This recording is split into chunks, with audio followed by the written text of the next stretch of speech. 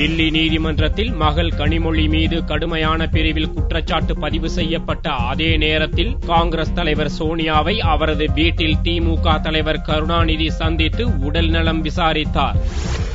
உள்ளாட்சித் தேர்தல் முடிந்த நிலையில் திமுக தலைவர் கருணாநிதி டெல்லி சென்றுள்ளார். 2G வழக்கில் கைது செய்யப்பட்டு திகார் சிறையில் அடைக்கப்பட்டுள்ள தனது மகள் கனிமொழியை சந்திக்கவும், அதேபோல அமெரிக்காவில் அறுவை சிகிச்சை மேற்கொண்ட சோனியாவை சந்தித்து உடல்நலம் விசாரிப்பதும் அவரது பயண திட்டமாக தெரிவிக்கப்பட்டிருந்தது. வெள்ளியன்று மாலை டெல்லி வந்த திமுக தலைவர் கருணாநிதி சனிக்கிழமை காலை காங்கிரஸ் தலைவர் சோனியாவை அவரது இல்லத்தில் சந்தித்து பேசினார். 15 நிமிடங்கள் நீடித்த இந்த சந்திப்பின் போது கருணாநிதி மனைவி ராஜாத்தி அம்மாள், TR பாலு ஆகியோர் உடனிருந்தனர். அமெரிக்காவில் ஆபரேஷன் செய்து கொண்ட சோனியாவிடம் கருணாநிதி உடல்நலம் விசாரித்தார். மாலை 4 மணி அளவில் மகள் கனிமொழியை திகார் சிறையில் கருணாநிதி, ராஜாத்தி அம்மாள் சந்தித்து பேசினார். சோனியாவுடனான சந்திப்பு மரியாதை நிமித்தமாக நடந்ததாகவும், மகள் கனிமொழியுடனான சந்திப்பு மிகவும் உருக்கமாக இருந்ததாகவும் அறிவாலயம் மற்றும் திகார் வட்டாரங்கள் கூறின.